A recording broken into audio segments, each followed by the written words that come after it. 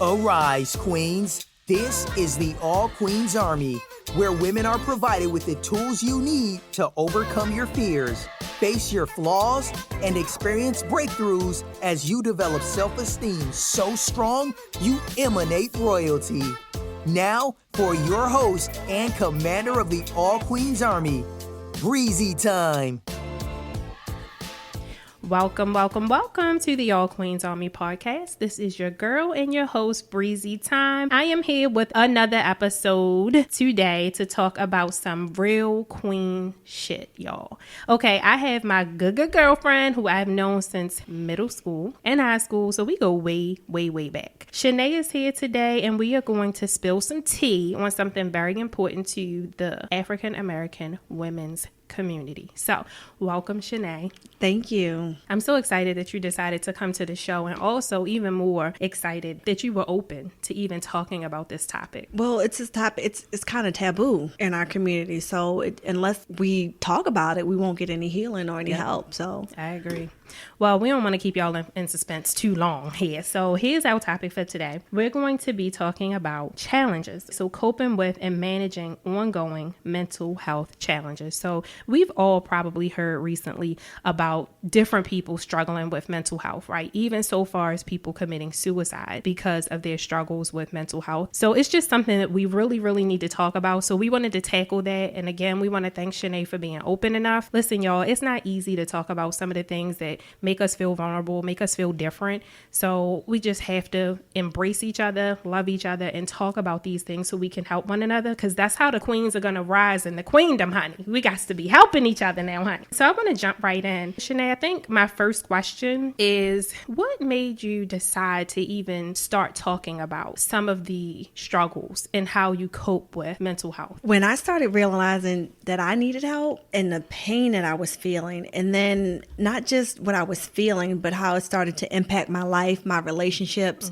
my jobs. So, and it wasn't just me. I had to know if I was feeling this, it couldn't just be me. So I know I had to get help. But then once I started seeking help, I was realizing other people around me needed help as well. So I just became more vocal about it. Right. Yeah, I think that it's just so important to really pay attention to what you're feeling instead of just assuming, hey, I'm just tired. But like really starting to pay attention to what you're feeling that's different, that maybe you wasn't feeling 6 months ago. So with that being said, like what course of events led you to the realization that like something was going on? You know, like what were you experiencing that led you to realize, hey, something's happening with me? Well, this for me, it started years ago. I was an undergrad, so I was about 19. I had experienced a really rough breakup. And then from that, I started sleeping a lot. I didn't have interest in doing anything that I used to do, even with hanging out with my friends. I didn't want to do that. I didn't eat the way that I was supposed to. I really stopped eating. I lost about 25. You gain your freshman 25. I gained my freshman 25, and then I lost my depression 35. Oh, man. So it was rough. And I just, again, in mood swings, you know, 1 minute I was very irritable, sad, crying a lot. So I realized something was wrong then. I'm so glad that you said breakup one, because a lot of us go through these breakups and I think we get shamed for how we deal with our breakups. And, you know, people make you feel bad about being depressed or being sad or going through it. It's like nowadays, the environment, the climate is, you know what, F him,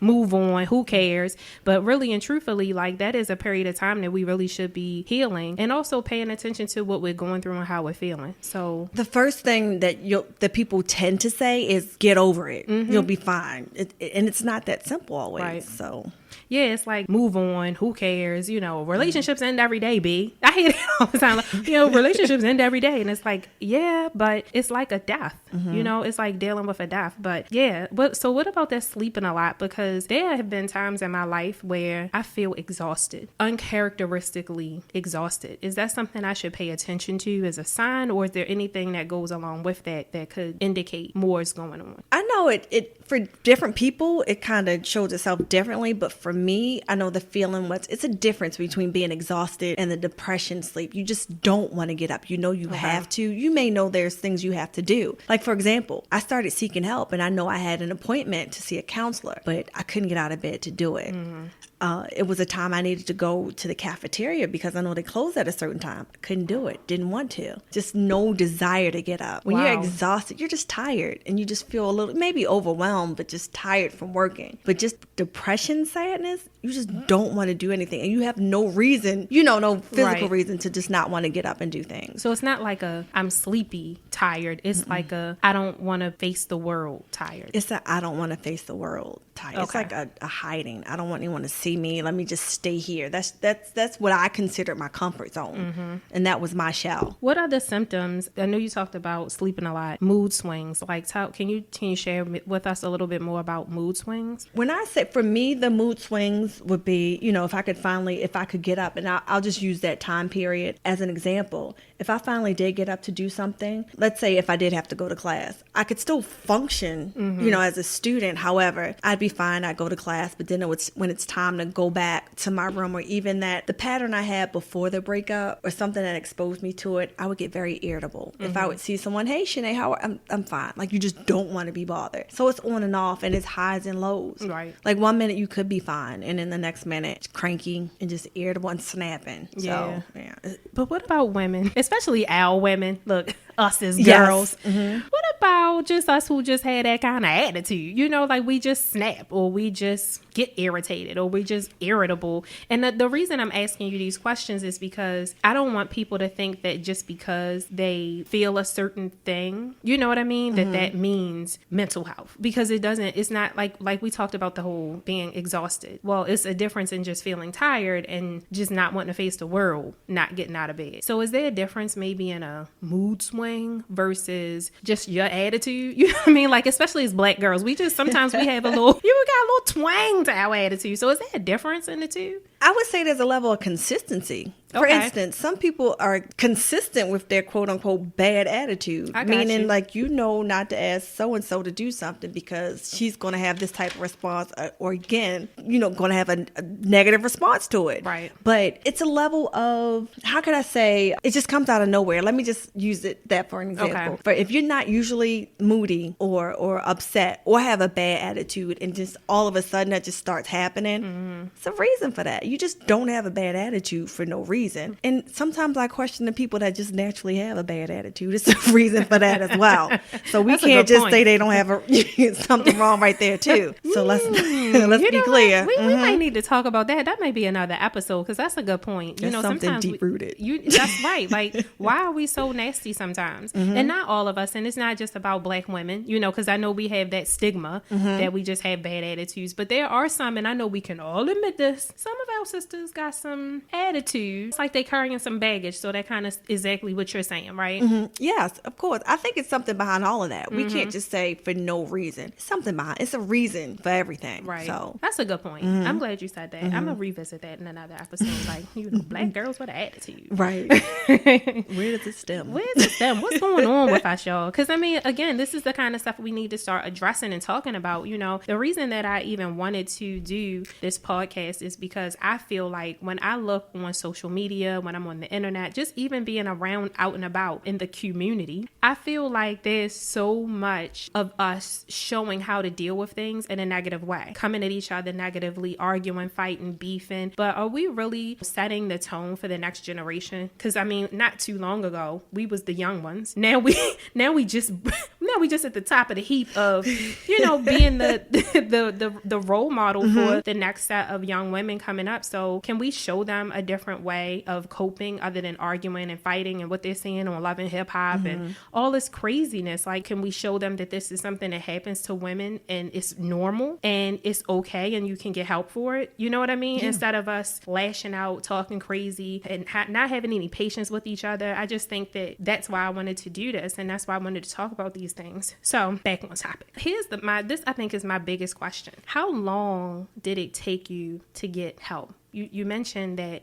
you had set appointments and, you just felt like, again, you didn't want to face the world. So you didn't even go. How long was it before you realized that you really needed some help and talk to someone before you actually took that step? Well, I realized something was wrong when I was 19. However, I didn't really seek professional help until I was 26. Wow. So this was 7 years later. Wow. This was after I graduated undergrad college and I was living on my own and I was working. This is when I realized I need help. I can't keep living like this. That's a long time. So what was life like as far as relationships? How were you getting along with, or lack thereof, with people in the work environment, your personal relationships relationships and family? Well, personal relationship, as far as me having a significant other, I just shut down. I didn't have any. I didn't have a relationship at all with No boyfriend? no boyfriend at all. Wow. After that, and it still took me because I didn't seek help regarding that particular relationship. And once that was over, I didn't know how to deal with it, and I couldn't help myself. Right. I didn't have anyone to talk to, so I just shut down and let it go, just thinking I just didn't want to feel that pain anymore.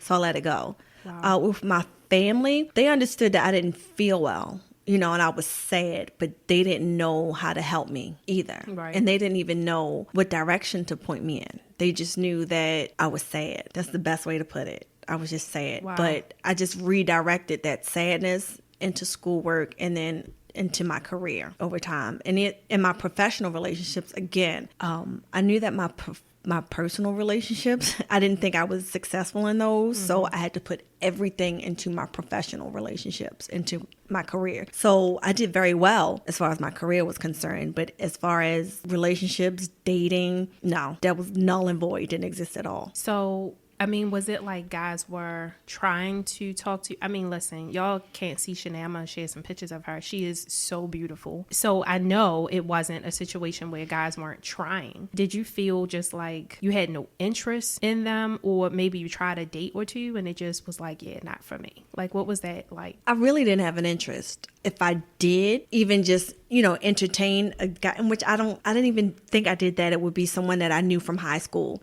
someone that was familiar. And it wasn't anything more than, oh, I'm in town this weekend, because by this time I was away. I'm in town. Let's meet up for dinner. That was it. Nothing further than that.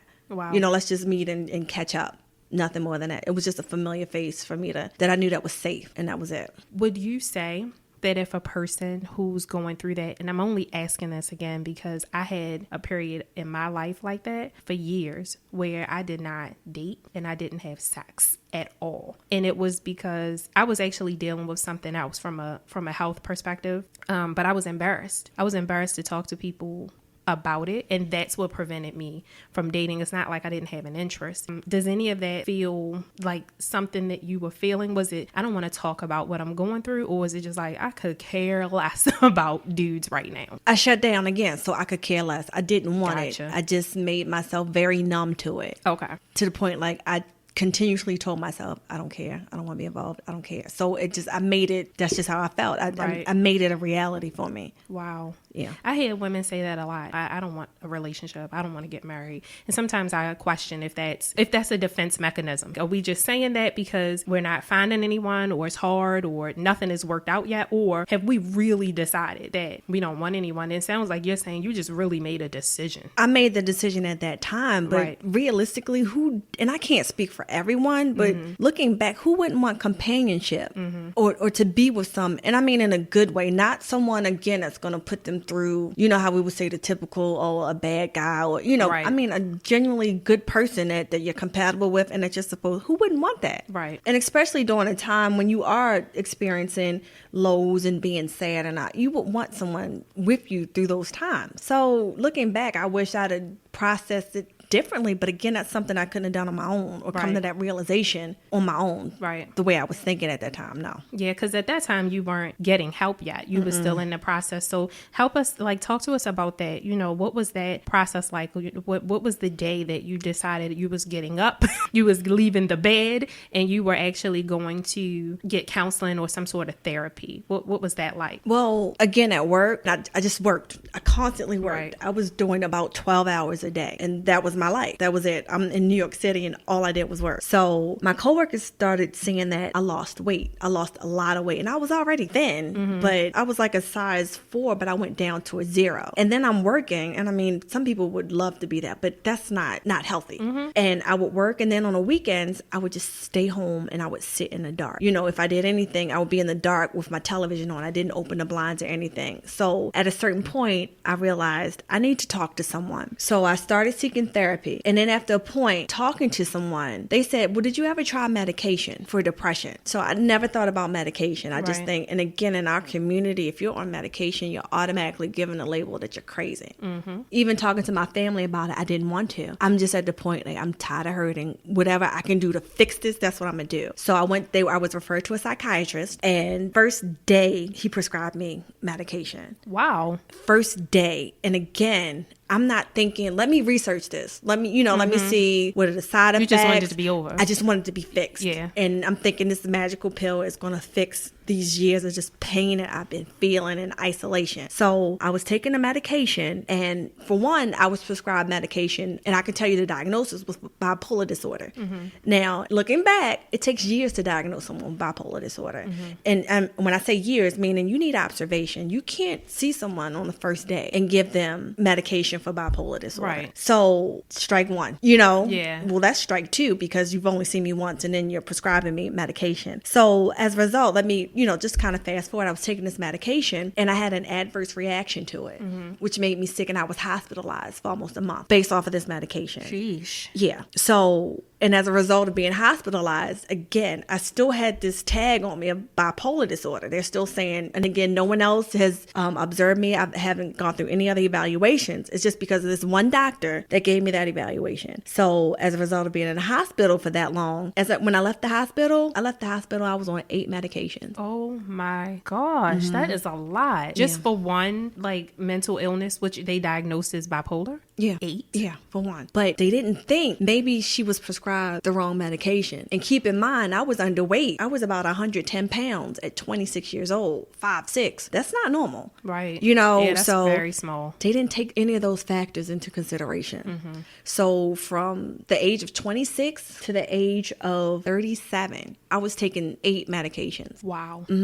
Every doctor that I would see. And then I just felt, I don't remember a time of I remember being very energetic before that. I do. It's a weird balance. It's a weird balance of being depressed, but yet knowing the person that you are, that personality, and still being into some things and doing things. And I never remember having that energy. I can't remember a time frame between the age from being on medication. I can't remember the age of 26 to 35, around that time, 36, of having any of that Shanae energy at all. I felt like just numb to everything. Anything could happen. The world could be exploding. Anything could be happening. And I'd be like, oh, okay, medication. I was a zombie. Based off of those side effects, I went to see a therapist. Again, and I've been seeking therapy this entire time. I've been talking to people. I just don't like the way I feel. Right. I'm tired of being on medicine. At this point, I'm tired. So I went to see a new therapist, and long story short, I'm down to one. I'm on one medication right now, one pill. And come to find out, after all those years for taking for bipolar disorder, and I have a new therapist and a new psychiatrist, my diagnosis wasn't correct in the first place. All these years. For all those years, I was taking medication for bipolar disorder. I'm not bipolar. I needed intense therapy. Right. And I do have depression, but it's a form of, it's called dysthymia, when you have like a chronic depression, but it's not bipolar disorder. Wow. Yeah, so all those years. So now that you feel like you have the right diagnosis and you're down to one medication, how do you feel? Because you explained how, you felt like a zombie, and I mean, I knew you. I've known you all of these years, and if you don't mind me saying, about even the weight gain, so like, how did it affect all of those medications, a misdiagnosis? What side effects or effects period did that have in your life? The biggest for me, and I know this sounds a little vain, but I went from, I'm not saying I was a proud size 0, but I went from 110 pounds over that time frame to my largest size was 220 pounds. Wow. So twice that. Right. From what I was before. And that's tough, because a lot of these medications that they put you on, you crave carbs and sugars. Like, you eat, you constantly eat. And then you get to a point where you just don't care either. You don't. Right. And that's your comfort. So so many different factors in that. So, and again, just being tired, you still feel tired, you still feel lethargic, and that's tough too. You still don't want to do anything because you're just so drowsy and you're dragging. So it's not a good feeling. It isn't. So 8 medications and you didn't feel better? No. So that's just so crazy. And I'm not saying crazy like, crazy that you taking medicine, because if it's the right medication, the right diagnosis, then that's the right thing. Right. But when it's the wrong diagnosis, the wrong medication, it's almost like it added to what what was already going on. It added to the frustration. It added to the stress. It added to the depression as opposed to helping or fixing it. It did. I felt it was counterproductive for me. Yeah. I do. Yeah, that's a good word. I don't think that I did as much as I did before. I don't, not at all. And I felt at a young age, I was on a fast track and I just slowed down completely. Right. I did. I really didn't have the motivation to do what I was doing before. Wow. I started doing that. So talk to us about today. And here's one of the reasons that I asked you to, come on the show and talk about this is because obviously knowing you since those times and seeing you evolve, I've clearly seen a change in you in a positive way. One, you look so much happier. Your personality is so much more bubbly. It seems like you're having fun again. Like you want to do stuff again. You want to be Shanae again. You've always been absolutely gorgeous to me, but now you've lapped off all of that weight. I mean, not too long ago at my wedding, you was thick, and now you're back to, being your little tiny self again. It just seems like who Shanae was is back now. So how does that feel? Tell us about that kind of change, that evolution. It's a good feeling and it's a constant. It's not just the overnight. Been working on it. Right. And you still have to continue to work on it. And the biggest part that's helped me is my support system. You can't go through this by yourself. Right. You cannot. The biggest part of depression is you already feel alone and isolated. So it's even worse if the people around you tend to isolate you, if being that you already feel depressed. And I know they don't know how to handle it or to deal with it, but that's the worst thing you could do to someone that's suffering or from this being sad. That's the best way I can describe it. But again, my support system was the best thing, and seeking help. Seeking help when you need it. When you feel that and it's a consistent sadness and that's not normal, get help. Don't be afraid to. Don't be afraid to tell someone else because it tends to snowball. And again, I have a neighbor. I saw her 2 days ago and I found out last night she hung herself. Oh my gosh. It's real. People just think, oh, that's the crazy lady that lives across the street. No, it's real. It is. So that's why, I'm not afraid to talk about it because people need help. They really do. And I'm glad that you said that you're not afraid to talk about it. People need help because it's why we're talking about it today. Can you share with us some of the symptoms that, let's just say someone is listening to us right now and they're kind of feeling like, you know what? Maybe I should get some help. Maybe I should talk to someone. What symptoms would you say that they should look out for? As far as depression and being sad, and a lot of people say if you feel suicidal, it's not always feeling just if I die, like I want to kill myself. But it's called ideation as well. If I think about what would the world be like or how would people feel if I wasn't here? So not necessarily if I just kill myself, but thinking that, it might be better off if I just wasn't here at all. So just thinking things like that, or just, again, no interest in doing things where before you wanted to do a lot of things. And I don't mean just for the day you feel that way or just for 2 days, but if it's ongoing and you constantly feel that way after a while, you need to speak with someone. I don't like to say, oh, get help. You need to talk to someone. And don't be afraid to. Okay, that's good. And again, I always say, let someone know, let someone close to you know, someone that you know that'll care.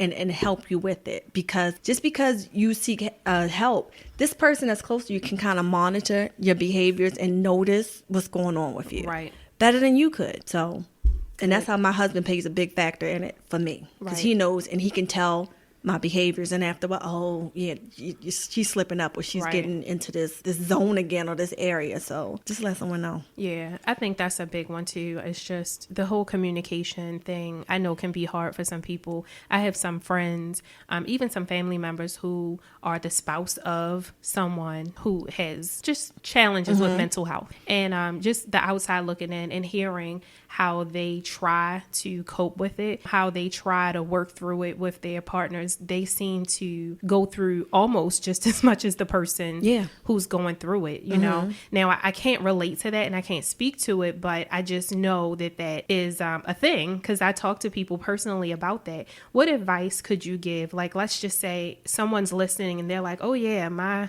boyfriend, girlfriend, husband, wife has those symptoms, what's some advice that maybe you could give to them to help them try to cope with it since their spouse could be going through it? When you say spouse, the first thing I say is for better or for worse. Hey. So again, and the best way I can say it, if your spouse broke their leg, you would support them. If Right. they needed help, you would take them to the doctor's appointment. It's the same thing. Right. Mental health, you can't see it, but it's there. Right. So just be supportive. In a lot of cases, I have to be 100% honest. If you're dating someone and, they have mental health or mental health challenges, and this is something I have to be 100% honest. You know that you can't do. And if you know it ahead of time, then don't push yourself and force yourself to do it. I think that's, it's not fair to either one of you. So I would say don't go forward. Again, you know what I mean? With the relationship, because it plays a huge part of it. I'm sure it takes a special kind of person yes, to be it able does. to deal with it. Yeah. And it's a commitment. Right. It is. That's just being honest. You can't beat around the bush, Yep. You could love someone and care about it, but it's some things, the best way to put it, are non-negotiables. Right, yeah. And not to make light of it, but it's true. Right. It's a lot of work. It would be like, to me, knowing that a person has some sort of a handicap.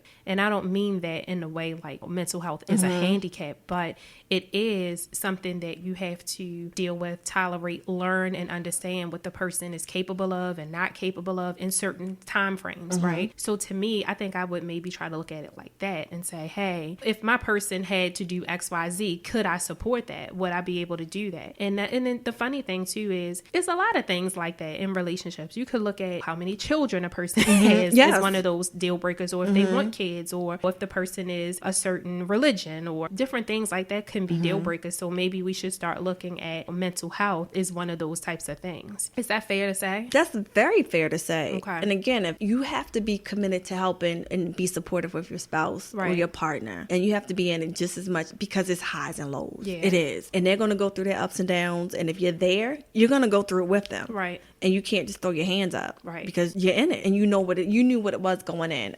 I hate to say it that way, but if your partner is open and honest with you and letting them know that this is what I deal with, and you kind of start the process with them, you kind of have the idea what it's going to be like, because it's at this point, unfortunately, it's a never ending. It's highs and lows. Right. It's like a roller coaster until it's you get in the groove, but it's going to come back, and it's going to constantly happen. Well, I'm very excited that we were able to have this discussion. I don't think it's something that we talk about enough in our community, and I don't think it's something that we take serious enough either. I think we were talking about this during our pre-call, that one of my pet peeves is when people say someone is crazy, and I think men do it a lot to us and be like, she crazy, and crazy. Oh, she acts crazy. And I think that word, I think is so kind of mean for someone to say that a woman is crazy because of the way we're acting or responding to something, because there's so many different things that could be triggering that behavior. One of them could be a challenge with mental health. And we definitely shouldn't be throwing fuel on the fire and making the person feel even more isolated with that as an issue. So I hope everyone listening can relate to that, can understand that. And even if we have some of our kings out there listening, don't call us crazy, y'all, if we dealing with some things. It's difficult in today's society to be able to function as is. So when there's some depression or anything that's going on mentally, we need support. And most importantly, we need to support one another. In closing, is there anything that you wanted to share or say to the queens out there? And of course, we want to thank you so much for being open. I'm going to tell you right here, right now, it is so difficult for some people to talk about what they're going through. And the more we do that, the more open we are, the more honest we are, we're able to lock arms as women and help each other. And that's what we have to do if we're going to continue to evolve and be stronger and get better and all of that kind of stuff, right? Like, we have to do that. So thank you for even being willing, because I've asked a couple people that I know who has some challenges with mental health, and they're still in that shell where they don't feel comfortable. So it is very brave and courageous of you to do that publicly. I always figured if I had someone to talk to earlier on, then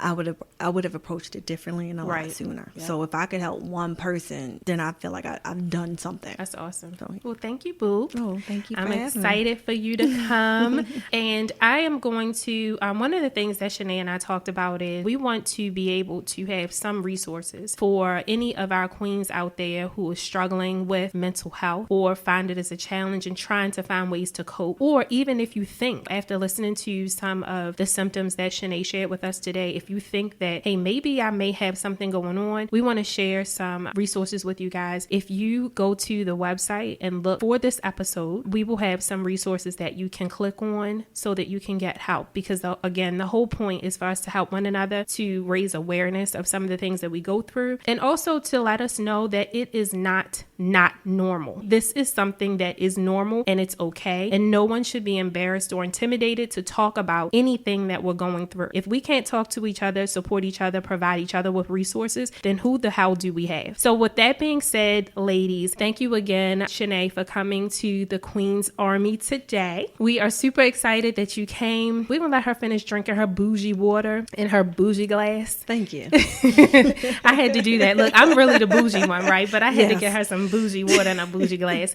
But thank you so much for coming to the show. We will talk to you guys again on the next episode. Please make sure you tune in. Also, make sure you go to the allqueensarmy.com. Check out other episodes, other resources, and let me know what you guys think about this episode. Until next time, thank you guys so much and have a wonderful, wonderful day. Thank you for listening to the All Queens Army podcast. If you want to connect with Breizy Time and the All Queens Army, be sure to follow them on IG and Facebook at All Queens Army. Or head over and check out the All Queens Army YouTube channel. Until next time.